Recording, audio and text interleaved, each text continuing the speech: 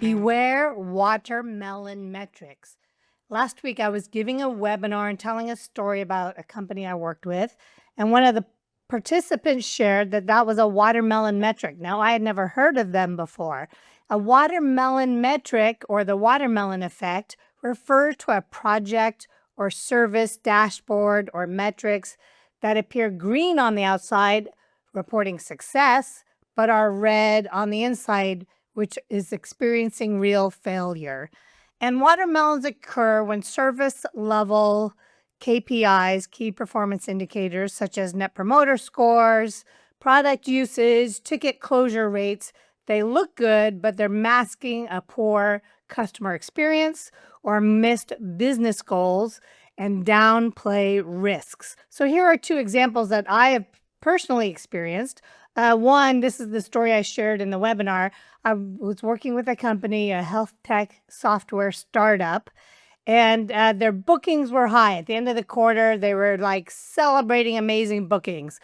And so they had this green on the outside, great bookings.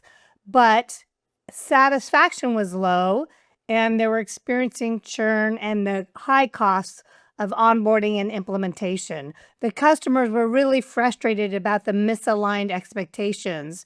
And so they were coming back, and the company called this resales, where they had to come back with the sales rep, the buyer, and the company's legal team to rewrite contracts to get everything back on track.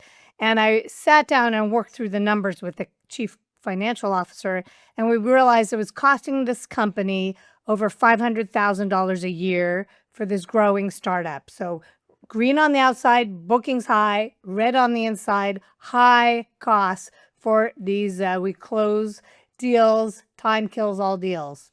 Another example of a company I worked with, they're in the fintech space, and the customer success team loved reporting on their high net promoter score of over 85%, which they were always telling the executives and the board. So the green, high net promoter score.